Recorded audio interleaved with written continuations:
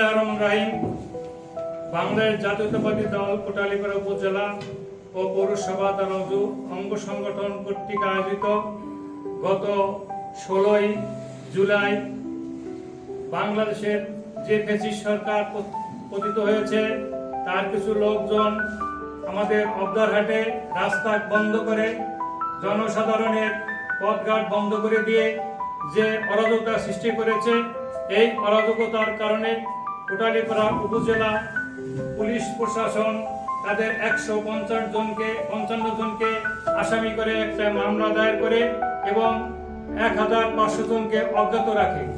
এই মামলায় দেখা যায় যে কোটালীপাড়ার বিভিন্ন স্তরের জনতা, ছাত্র, শিক্ষক, কৃষক, ভ্যান চালক, মেহনতি মানুষ যারা রাস্তায় পাচ্ছে তাদেরকে ধরে নিয়ে আসা আসামি করে চালান দিচ্ছে।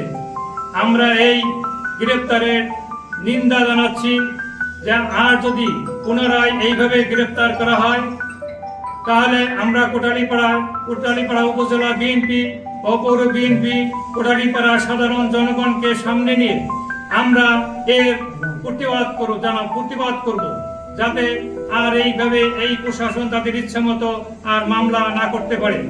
আমরা আরো কোটালীপাড়া থেকে এটাও জানাচ্ছি যে বাংলাদেশ জাতীয়তাবাদী দল আমরা কোটালীপাড়া, টুঙ্গিপাড়া যারা আমরা এসএম জিলানী ভাইয়ের নেতৃত্বে এই আজকের এই সাংবাদিক সম্মেলন করতেছি, তিনি আমাদেরকে বলেছেন যে কোটালীপাড়ার সাধারণ মানুষ যাতে আর নির্যাতিত না হয়, গণগ্রেপ্তার না হয়, এই গণগ্রেপ্তারকে বন্ধ করার জন্য আপনারা সাংবাদিক সম্মেলন করেন। আমরা আজকে এই জন্য সাংবাদিক সম্মেলন করতেছি এবং আমরা প্রশাসনকে এই কথাই জানাইতেছি যে পুনরায় যদি আর এইভাবে গণগ্রেপ্তার করা হয় তা আমরা নতুন করে কর্মসূচি দিতে বাধ্য হবো ইনশাআল্লাহ। আমরা এই বলে আজকে আমার এই বক্তব্য শেষ করছি। সবাইকে ধন্যবাদ, সাংবাদিক ভাইকে ধন্যবাদ। আমাদের